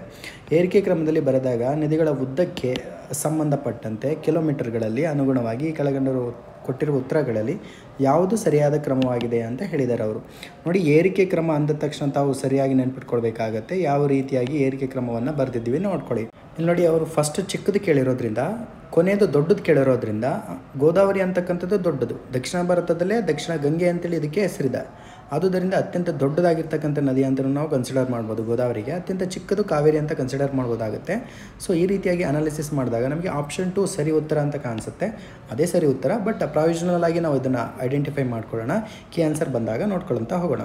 ನಂತರದಲ್ಲಿ ಭಾರತದ ನೈಜ ಪ್ರಗತಿಯು ಹಳ್ಳಿಗಳ ಅಭಿವೃದ್ಧಿಯಲ್ಲಿದೆ ಅಂತೇಳಿ ಯಾರು ಹೇಳಿದ್ದಾರೆ ಅಂತೇಳಿ ಕೇಳಿದ್ದಾರೆ. ಭಾರತದ ರಾಷ್ಟ್ರಪಿತ ಮಹಾತ್ಮ ಗಾಂಧೀಜಿಯವರು ಈ ರೀತಿಯಾಗಿರ್ತಕ್ಕಂಥ ಸ್ಟೇಟ್ಮೆಂಟನ್ನು ಕೊಟ್ಟಿದ್ದಾರೆ. ಈ ರೀತಿಯಾಗಿರ್ತಕ್ಕಂಥ ಸ್ಟೇಟ್ಮೆಂಟ್ಸ್ಗಳನ್ನು ತಾವು ಎಲ್ಲಿ ಬಳಸ್ಕೊಳ್ಬೋದಾಗುತ್ತೆ? ಎಸ್ಸೆ ಮತ್ತು ಡಿಸ್ಕ್ರಿಪ್ಟಿವ್ ಆನ್ಸರ್ಸ್ಗಳಲ್ಲಿ ಈ ರೀತಿಯಾಗಿರ್ತಕ್ಕಂಥ ಸ್ಟೇಟ್ಮೆಂಟ್ಸ್ಗಳನ್ನು ಬಳಸ್ಕೊಳ್ಬೋದು. ಮುಂದಿನ ಪ್ರಶ್ನೆಯನ್ನು ಗಮನಿಸ್ಕೊಳ್ಳಿ. ಈ ಕೆಳಗಿನ ರಾಜ್ಯಗಳನ್ನು ಪರಿಗಣಿಸಿ ಅಂತ ಪ್ರಶ್ನೆ ಕೇಳಿದ್ದಾರೆ. ಮೇಲಿನ ಯಾವ ರಾಜ್ಯಗಳು ಅರಬ್ಬಿ ಸಮುದ್ರದ ಗಡಿಯನ್ನು ಹೊಂದಿದೆ ಅಂತ ಪ್ರಶ್ನೆ ಕೇಳಿದ್ದಾರೆ. ತುಂಬ ಸಿಂಪಲ್ ಆಗಿ ಐಡೆಂಟಿಫೈ ಮಾಡ್ಬೋದು ಯಾವ ಪ್ರದೇಶಗಳು ಸೇರಿದ್ದಾವೆ ಅಂತಕ್ಕಂಥದ್ದನ್ನು. ಒಂದು ಬಾರಿ ನೋಡ್ಕೊಳ್ಳಿ. ಇಲ್ಲಿ ಇದನ್ನು ನಾವು ಬೇ ಆಫ್ ಬೆಂಗಾಲ್ ಅಂತೇಳಿ ಕರಿತೀವಿ. ಈ ಹಿಂದೆ ನಾವು ಇದ್ರ ಬಗ್ಗೆ ಡಿಸ್ಕಸ್ ಮಾಡಿದ್ವಿ ಹಲವಾರು ಬಾರಿ, ರೈಟ್? ಬೇ ಆಫ್ ಬೆಂಗಾಲ್ ಅಥವಾ ಬೆಂಗಾಳದ ಕೊಲ್ಲಿ ಅಂತ ಕೂಡ ಕರಿತೀವಿ. ಇದನ್ನು ಅರೇಬಿಯನ್ ಸಮುದ್ರ ಅಂತಲೂ ಕೂಡ ಕರಿತೀವಿ. ಅರ್ಥ ಆಗ್ತಿದೆಯಾ? ಗುಜರಾತ್ ಅಂತಕ್ಕಂಥದ್ದು ಅರೇಬಿಯನ್ ಸಮುದ್ರಕ್ಕೆ ಬಾರ್ಡರ್ ಹೊಂದಿದೆ. ಮಹಾರಾಷ್ಟ್ರ ಅಂತಕ್ಕಂಥದ್ದು ಅರೇಬಿಯನ್ ಸಮುದ್ರಕ್ಕೆ ಬಾರ್ಡರ್ ಹೊಂದಿದೆ. ಕರ್ನಾಟಕನೂ ಕೂಡ ಅರೇಬಿಯನ್ ಸಮುದ್ರಕ್ಕೆ ಬಾರ್ಡರ್ ಹೊಂದಿದೆ. ಕೇರಳನೂ ಕೂಡ ಅರೇಬಿಯನ್ ಸಮುದ್ರಕ್ಕೆ ಬಾರ್ಡರ್ನ ಹೊಂದಿದೆ. ಸೊ ಅರಬ್ಬಿ ಸಮುದ್ರದ ಗಡಿಯನ್ನು ಹೊಂದಿದ್ದೇವೆ ಅಂತ ಕೇಳಿರೋದ್ರಿಂದ ಆಪ್ಷನ್ 4 ಅಂತಕ್ಕಂಥದ್ದು ಸರಿಯಾಗಿರ್ತಕ್ಕಂಥ ಉತ್ತರ. ಮುಂದಿನ ಪ್ರಶ್ನೆಯನ್ನು ಗಮನಿಸೋಣ. ಈ ಕೆಳಗಿನ ತೈಲ ಕ್ಷೇತ್ರಗಳಲ್ಲಿ ಯಾವುವು ಅಸ್ಸಾಂ ರಾಜ್ಯದಲ್ಲಿದ್ದಾವೆ ಅಂತೇಳಿ ಪ್ರಶ್ನೆಯನ್ನು ಕೇಳಿದ್ದಾರೆ. ನೋಡಿ, ಅಂಕಲೇಶ್ವರ ಅಂತಕ್ಕಂಥದ್ದು ಯಾವ ರಾಜ್ಯದಲ್ಲಿ ಬರ್ತಿದೆ ಗೊತ್ತೇ ನಿಮಗೆ? ಗುಜರಾತ್ ಅಂತಕ್ಕಂಥ ಒಂದು ರಾಜ್ಯದಲ್ಲಿ ಕಂಡುಬರುತ್ತೆ. ಆದುದರಿಂದ ಯಾವ ಆಪ್ಷನಲ್ಲಿ ಸಿ ಇದೆಯಲ್ಲ ಅದನ್ನು ಈಸಿಯಾಗಿ ಎಲಿಮಿನೇಷನ್ ಮಾಡಿ. With that idea option 1 is gone, option 3 is gone, option 4 is gone, hence option 2 is the right answer. Digboi ಅಂತಕ್ಕಂಥದ್ದು ಅಸ್ಸಾಂನಲ್ಲಿದೆ. ಜೊತೆಗೆ ನಾರ್ಕಾಟಿಯಾ ಅಂತಕ್ಕಂಥ ತೈಲ ಕ್ಷೇತ್ರ ಇವೆರಡೂ ಕೂಡ ಅಸ್ಸಾಂನಲ್ಲಿ ಕಂಡುಬರುತ್ತೆ. ಸೊ ಈಸಿಯಾಗಿ ನಾವು ಕಂಡುಹಿಡಿದ್ವಿ ಉತ್ತರವನ್ನು. ಏನೂ ಗೊತ್ತಿಲ್ಲ ಅಂದ್ರೂ ಕೂಡ ನಮಗೆ ಈಸಿಯಾಗಿ ಉತ್ತರವನ್ನು ನಾವು ಐಡೆಂಟಿಫೈ ಮಾಡಿದ್ವಿ. ಸೊ ಮುಂದಿನ ಪ್ರಶ್ನೆಯನ್ನು ನೋಡ್ಕೊಳ್ಳೋಣ. ಕರ್ಕಾಟಕ ಸಂಕ್ರಾಂತಿ ವೃತ್ತ ಇದೆಯಲ್ಲ, ಇದು ಈ ಕೆಳಗಿನ ಯಾವ ರಾಜ್ಯದಲ್ಲಿ ಹಾದು ಹೋಗುವುದಿಲ್ಲ ಅಂತೇಳಿ ಕೇಳಿದ್ದಾರೆ. ಅಂದರೆ ಯಾವ ರಾಜ್ಯದ ಮೂಲಕ ಹಾದು ಹೋಗೋದಿಲ್ಲ ಅಂತೇಳಿ ಕೇಳಿದರೆ, ನೋಡಿ ಈ ವೃತ್ತ ಯಾವ ರಾಜ್ಯಗಳಲ್ಲಿ ಹಾದು ಹೋಗುತ್ತದೆ ಅನ್ನೋದಕ್ಕೆ ಕುರಿತಂಗೆ ಒಂದು ಚಿಕ್ಕದಾಗಿರ್ತಕ್ಕಂಥ ಕೋಡ್ ವರ್ಡನ್ನು ಹೇಳ್ತೀನಿ, ನೆನ್ಪಿಟ್ಕೊಳ್ಬೇಕು ತಾವು. ಪಮ್ಮಿ ಮಗು ರಾಜ ಛತ್ರಿ ಅಂತೇಳಿ ಇದೆಯಲ್ಲ, ಈ ರೀತಿಯಾಗಿರ್ತಕ್ಕಂಥ ಒಂದು ಕೋಡ್ ವರ್ಡನ್ನು ನೆನ್ಪಿಟ್ಕೊಳ್ಳಿ. ಏನು ಅಂದರೆ ಪಶ್ಚಿಮ ಬಂಗಾಳ, ಮಿಜೋರಾಂ, ರೈಟ್? ಪಶ್ಚಿಮ ಬಂಗಾಳ, ಮಿಜೋರಾಂ, ರಾಜಸ್ಥಾನ, ಜೊತೆಗೆ ಛತ್ತೀಸ್ಗಢ, ತ್ರಿಪುರ ಅಂತೇಳಿ ಕರಿತೀವಿ. ಈ ರಾಜ್ಯಗಳ ಮುಖಾಂತರವಾಗಿ ಕರ್ಕಾಟಕ ಸಂಕ್ರಾಂತಿ ವೃತ್ತ ಏನು ಮಾಡುತ್ತೆ? ಹಾದು ಹೋಗುತ್ತೆ. ಆದುದರಿಂದ ಇಲ್ಲಿ ಸರಿಯಾಗಿರ್ತಕ್ಕಂಥ ಉತ್ತರ ಯಾವುದನ್ನು ಐಡೆಂಟಿಫೈ ಮಾಡ್ಬೋದಾಗುತ್ತೆ? ಉತ್ತರ ಪ್ರದೇಶ ಅಂತೇಳಿ ಇದೆಯಲ್ಲ, ಆ ರಾಜ್ಯದ ಮೂಲಕ ಕರ್ಕಾಟಕ ಸಂಕ್ರಾಂತಿ ವೃತ್ತ ಹಾದು ಹೋಗೋದಿಲ್ಲ. ಆದುದರಿಂದ option 4 is the right answer ಆಗ್ತಾ ಹೋಗುತ್ತೆ. ನೋಡಿ, ಕರ್ಕಾಟಕ ಸಂಕ್ರಾಂತಿ ವೃತ್ತ ಕರ್ನಾಟಕದಲ್ಲಿ ಟೋಟಲ್ ಭಾರತದಲ್ಲಿ ಎಷ್ಟು ರಾಜ್ಯಗಳ ಮುಖಾಂತರವಾಗಿ ಹಾದು ಹೋಗುತ್ತೆ ಅಂತ ನೋಡ್ಕೊಂಡಾಗ 8 ರಾಜ್ಯಗಳ ಮೂಲಕ ಹಾದು ಹೋಗುತ್ತೆ. ಅವುಗಳನ್ನು ನಾವು ಒಂದು ಕೋಡ್ ವರ್ಡ್ ಮುಖಾಂತರ ನೆನ್ಪಿಟ್ಕೊಳ್ಬೋದು. ಅದನ್ನು ನಾವು ಪಮ್ಮಿ ಮಗು ರಾಜಛತ್ರಿ ಅಂತೇಳಿ ಕರಿತೇವೆ. ನೋಡಿ, ಪಿ ಅಂದ ತಕ್ಷಣ ನಿಮಗೆ ಯಾವ್ದು ಬರುತ್ತೆ? ಅಂದ ತಕ್ಷಣ ನಿಮಗೆ ಪಶ್ಚಿಮ ಬಂಗಾಳ ಅಂತಕ್ಕಂಥ ಪ್ಲೇಸ್ ಬರುತ್ತೆ, ನೆನ್ಪಿಟ್ಕೊಳ್ಳಿ, ತುಂಬಾ ಇಂಪಾರ್ಟೆಂಟು. ಮೀ ಅಂತ ನೋಡ್ಕೊಂಡಂಥ ಸಂದರ್ಭದಲ್ಲಿ ಮಿಜೋರಾಂ ಅಂತಕ್ಕಂಥ ಸ್ಟೇಟ್ ಬರುತ್ತೆ. ಒಂದು ಬಾರಿ ಗ್ಲಾನ್ಸ್ ಮಾಡ್ಕೊಳ್ಳಿ. ಅಂದ ತಕ್ಷಣ ಮಹಾರಾಷ್ಟ್ರ ಅಲ್ಲ, ದಯವಿಟ್ಟು ನೆನ್ಪಿಟ್ಕೊಳ್ಳಿ, ಇದು ಮಧ್ಯಪ್ರದೇಶ ಅಂತಕ್ಕಂಥ ಸ್ಟೇಟ್. ಗು ಅಂದ ತಕ್ಷಣ ಎಲ್ಲರಿಗೂ ಗೊತ್ತಾಗುತ್ತೆ ಯಾವುದದು? ಗುಜರಾತ್ ಅಂತಕ್ಕಂಥ ಸ್ಟೇಟ್. ನೆಕ್ಸ್ಟ್ ಅಂದ ತಕ್ಷಣ ಯಾವುದು? ರಾಜಸ್ಥಾನ ಅಂತಕ್ಕಂಥ ಸ್ಟೇಟ್ ಬರುತ್ತೆ. ಅಂದ ತಕ್ಷಣ ನೀವು ಜಾರ್ಖಂಡ್ ಅಂತೇಳಿ ನೆನ್ಪಿಟ್ಕೊಳ್ಬೇಕು, ರೈಟ್? ನಡ್ಕೊಂಡಲ್ಲ, ಜಾರ್ಖಂಡ್. ನಂತರದಲ್ಲಿ ಅಂದ ತಕ್ಷಣ ಯಾವ್ದು ನೆನ್ಪಿಟ್ಕೊಳ್ಬೇಕಾಗುತ್ತೆ? ಛತ್ತೀಸ್ಗಢ ಅಂತಕ್ಕಂತಹ ಒಂದು ಸ್ಟೇಟನ್ನು ನೆನ್ಪಿಟ್ಕೊಳ್ಳೋಕ್ಕಾಗುತ್ತೆ. ಫೈನಲ್ 3 ಅಂದ ತಕ್ಷಣ ಯಾವ್ದು ನೆನ್ಪಿಟ್ಕೊಳ್ಬೇಕು? ತ್ರಿಪುರ ಅಂತಕ್ಕಂಥದ್ದನ್ನು ನೆನ್ಪಿಟ್ಕೊಳ್ಬೇಕು. ಈ ಮೂಲಕ ಕರ್ಕಾಟಕ ಸಂಕ್ರಾಂತಿ ವೃತ್ತ ಏನಿದೆಯಲ್ಲ, ಟೋಟಲ್ ಭಾರತದಲ್ಲಿ 8 ರಾಜ್ಯಗಳ ಮುಖಾಂತರವಾಗಿ ಹಾದು ಹೋಗುತ್ತೆ. ಮುಂದಿನ ಪ್ರಶ್ನೆಯನ್ನು ಗಮನಿಸ್ಕೊಳ್ಳೋಣ. ಹಳದಿ ಕ್ರಾಂತಿ ಏನಿದೆ, ಎಣ್ಣೆಕಾಳುಗಳು ಸರಿ ಇದೆ. ನೀಲಿ ಕ್ರಾಂತಿ ಮೀನುಗಾರಿಕೆ ಸರಿ ಇದೆ. ಕಂದು ಕ್ರಾಂತಿ ಕಾಫಿ ಅಥವಾ ಕೋಕೋ ಸರಿ ಇದೆ. ಸ್ವರ್ಣ ಕ್ರಾಂತಿ ಅಂತಕ್ಕಂಥದ್ದು ಏನಿದೆಯಲ್ಲ, ಅಥವಾ ಪಿಂಕ್ ರೆವಲ್ಯೂಷನ್ ಅಂತ ಏನೇನು ಕರಿತೀವಲ್ಲ, ಅಲ್ಲ ಗೋಲ್ಡನ್ ರೆವಲ್ಯೂಷನ್ ಅಂತ ಕರಿತೀವಲ್ಲ, ಇದು ರಸಗೊಬ್ಬರಕ್ಕೆ ಸಂಬಂಧಪಟ್ಟಿರಲ್ಲ. ಆದುದರಿಂದ ಸರಿಯಾಗಿರ್ತಕ್ಕಂಥ ಉತ್ತರ ಯಾವ್ದು ನೋಡ್ಕೊಂಡಾಗ ನಮಗೆ ABC ಆಪ್ಷನ್ 2 ಮಾತ್ರ ಸರಿ ಆಗ್ತಾ ಹೋಗುತ್ತೆ. 3 ಆಗೋದಿಲ್ಲ, ಆಪ್ಷನ್ 2 ಸರಿ ಆಗ್ತಾ ಹೋಗುತ್ತೆ. ನೆನ್ಪಿಟ್ಕೊಳ್ಳಿ, ಗೋಲ್ಡನ್ ರೆವಲ್ಯೂಷನ್ ಅಂತಕ್ಕಂಥದ್ದು ರಸಗೊಬ್ಬರಕ್ಕೆ ಸಂಬಂಧಪಟ್ಟಿರಲ್ಲ. ಹಾಗಾದರೆ ಕಾಮೆಂಟ್ ಸೆಕ್ಷನಲ್ಲಿ ಗೋಲ್ಡನ್ ರೆವಲ್ಯೂಷನ್ ಅಥವಾ ಸ್ವರ್ಣ ಕ್ರಾಂತಿ ಯಾವುದಕ್ಕೆ ಸಂಬಂಧಪಟ್ಟಿದೆ ಅನ್ನೋದನ್ನು ಕಾಮೆಂಟ್ ಸೆಕ್ಷನ್ ಮುಖಾಂತರವಾಗಿ ತಿಳಿಸಿ. ಈ ಕೆಳಗಿನ ವ್ಯಕ್ತಿಗಳಿಗೆ ಸಂಬಂಧಿಸಿದಂಥ ಮಾಹಿತಿಗಳಲ್ಲಿ ತಪ್ಪಾಗಿರ್ತಕ್ಕಂಥ ಜೋಡಿಯನ್ನು ನಾವು ಏನು ಮಾಡಬೇಕು? ಐಡೆಂಟಿಫಿಕೇಷನ್ನ ಮಾಡಬೇಕಾಗುತ್ತೆ. ಯಾವುದು ತಪ್ಪಾಗಿದೆ ಜೋಡಿ ಆಗಿದ್ರೆ ಒಂದು ಬಾರಿ ಐಡೆಂಟಿಫೈ ಮಾಡಿ. ಲಾರ್ಡ್ ಡಲ್ಹೌಸಿ ದತ್ತು ಮಕ್ಕಳಿಗೆ ಹಕ್ಕಿಲ್ಲ ಅಂತಕ್ಕಂಥದ್ದು ಜಾರಿ ಮಾಡ್ತಾನೆ, ಸರಿ ಇದೆ. ಲಾರ್ಡ್ ವಿಲಿಯಂ ಬೆಂಟಿಕ್ ಬಾಲ್ಯ ವಿವಾಹವನ್ನು ನಿಷೇಧ ಮಾಡ್ತಾನೆ, ಸರಿ ಇದೆ. ಲಾರ್ಡ್ ಕಾರ್ನ್ವಾಲಿಸ್ ಕಾಯಂ ಜಮೀನ್ದಾರಿ ಪದ್ಧತಿಯನ್ನು ಜಾರಿ ಮಾಡ್ತಾನೆ, ಸರಿ ಇದೆ. ಲಾರ್ಡ್ ವೆಲ್ಲೆಸ್ಲಿ ಸಹಾಯಕ ಸೈನ್ಯ ಪದ್ಧತಿಯನ್ನು ಜಾರಿ ಮಾಡ್ತಾನೆ. ಆದುದರಿಂದ ಇಲ್ಲಿ ಎಲ್ಲವೂ ಕೂಡ ಸರಿಯಾಗಿದೆ, ತಪ್ಪಾಗಿರ್ತಕ್ಕಂಥ ಜೋಡಿ ಇಲ್ಲವೇ ಇಲ್ಲ. ಆದುದರಿಂದ ನೀವು ಇಲ್ಲಿ ಇದನ್ನು ನೀವು ಗ್ರೇಸ್ ಮಾರ್ಕ್ಸ್ ಅಂತೇಳಿ ಕನ್ಸಿಡರ್ ಮಾಡಬೇಕಾಗತ್ತೆ, ರೈಟ್? ಅರ್ಥ ಮಾಡ್ಕೊಳ್ಳಿ, ಇದನ್ನು ತುಂಬಾ ಇಂಪಾರ್ಟೆಂಟು. ಸೊ ಮುಂದಿನ ಪ್ರಶ್ನೆಯನ್ನು ನೋಡ್ಕೊಳ್ಳೋಣ. ದೀನ್ ಪನ್ನಾ ಎಂಬಂಥ ಹೊಸ ನಗರವನ್ನು ಜಾರಿ ಮಾಡಿದವನು ಅಥವಾ ಕಂಡುಹಿಡಿದವನು ಯಾರು ಅಂತ ನೋಡಿದಾಗ ತುಂಬಾ ಈಸಿಯಾಗಿರ್ತಕ್ಕಂಥ ಪ್ರಶ್ನೆ ಇದು. ಹುಮಾಯೂನ್ ಇದಕ್ಕೆ ಸರಿಯಾಗಿರ್ತಕ್ಕಂಥ ಉತ್ತರ. ದ್ವೈತಾದ್ವೈತ ಸಿದ್ಧಾಂತವನ್ನು ಪ್ರತಿಪಾದಿಸಿದವರು ಯಾರು ಅಂತ ಪ್ರಶ್ನೆ ಕೇಳಿದ್ದಾರೆ. ನಿಂಬರಕಾಚಾರ್ಯರವರು ದ್ವೈತಾದ್ವೈತ ಸಿದ್ಧಾಂತವನ್ನು ಏನು ಮಾಡ್ತಾರೆ? ಜಾರಿಯನ್ನು ಮಾಡ್ತಾರೆ, ಅಥವಾ ಅದನ್ನು ಪ್ರತಿಪಾದನೆಯನ್ನು ಮಾಡ್ತಾರೆ. ನೋಡಿ, ಇಲ್ಲಿ ಸಿದ್ಧಾಂತಗಳು ಕೂಡ ತುಂಬ ಇಂಪಾರ್ಟೆಂಟ್ ಆಗುತ್ತೆ. ಅವರ ಐಡಿಯಾಲಜಿಗಳನ್ನು ಯಾರ್ಯಾರು ಪ್ರಪೋಸ್ ಮಾಡ್ತಾರೆ, ಶಕ್ತಿ ವಿಶಿಷ್ಟಾದ್ವೈತ ಯಾರು, ದ್ವೈತ ಯಾರು, ಅದ್ವೈತ ಯಾರು, ಎಲ್ಲದು ಕೂಡ ಇಂಪಾರ್ಟೆಂಟ್ ಆಗ್ತಾ ಹೋಗುತ್ತೆ. ಖುದಾಯಿ ಖಿದ್ಮತ್ಗಾರ್ ಎಂಬ ಸ್ವಯಂ ಸೇವಾ ದಳವನ್ನು ಸಂಘಟಿಸಿದ ಸ್ವತಂತ್ರ ಹೋರಾಟಗಾರರು ಯಾರು ಅಂತ ನೋಡ್ಕೊಂಡಾಗ Khan Abdul Ghaffar Khan is the right answer. Mysuru ಕಾಂಗ್ರೆಸ್ನ ಪ್ರಥಮ ಅಧಿವೇಶನ ಎಲ್ಲಿ ನಡೀತು ಅಂತ ಕೇಳಿದಾಗ Shivapura is the right answer. ನಂತರದಲ್ಲಿ ನಮಗೆ ರಾಷ್ಟ್ರೀಯ ಪಂಚಾಯತ್ ದಿವಸ ಅಂತೇಳಿ ಯಾವಾಗ ಆಚರಣೆ ಅಂತ ಮಾಡ್ತೀವಿ ಅಂತ ನೋಡ್ಕೊಂಡಾಗ April 24 is the right answer. ಜಿಲ್ಲಾ ಪಂಚಾಯಿತಿ ಅಧ್ಯಕ್ಷರು ಮತ್ತು ಉಪಾಧ್ಯಕ್ಷರನ್ನು ಎಷ್ಟು ಅವಧಿಗೆ ಚುನಾಯಿಸುತ್ತಾರೆ ಅಂತೇಳಿ ಪ್ರಶ್ನೆಯನ್ನು ಕೇಳಿದ್ದಾರೆ. ಇದನ್ನು ಹೋಲ್ಡ್ ಮಾಡಿಕೊಂಡು ಕಾಮೆಂಟ್ ಸೆಕ್ಷನಲ್ಲಿ ಇದಕ್ಕೆ ಸರಿಯಾಗಿರ್ತಕ್ಕಂಥ ಉತ್ತರವನ್ನು ದಯವಿಟ್ಟು ಕಾಮೆಂಟ್ ಸೆಕ್ಷನ್ ಮುಖಾಂತರವಾಗಿ ತಿಳಿಸಿ. ಮುಂದಿನ ಪ್ರಶ್ನೆ, ಪಂಚಾಯತ್ ರಾಜ್ಗಳಲ್ಲಿರುವ ಹಣಕಾಸು ಸ್ಥಿತಿಗಳನ್ನು ವಿಮರ್ಶೆ ಮಾಡಲು ಯಾರು ಹಣಕಾಸಿನ ಆಯೋಗವನ್ನು ರಚಿಸುತ್ತಾರೆ? ಡೆಡ್ ಈಸಿ ಆಗಿರ್ತಕ್ಕಂಥ ಪ್ರಶ್ನೆ. ರಾಜ್ಯಪಾಲರು ಇಸ್ ದ ರೈಟ್ ಆನ್ಸರ್.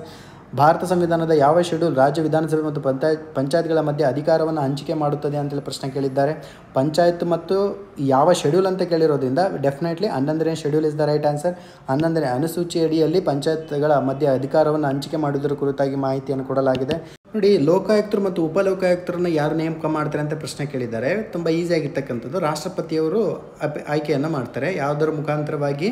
ಅಲ್ಲೊಂದು ಸೆಲೆಕ್ಷನ್ ಕಮಿಟಿ ಇರುತ್ತೆ. ಆ ಸೆಲೆಕ್ಷನ್ ಕಮಿಟಿಯ ಒಂದು ರೆಕಮೆಂಡೇಷನ್ ಮುಖಾಂತರವಾಗಿ, ಶಿಫಾರಸಿನ ಮುಖಾಂತರವಾಗಿ ರಾಷ್ಟ್ರಾಧ್ಯಕ್ಷರು ನೇಮಕವನ್ನು ಮಾಡ್ತಾರೆ.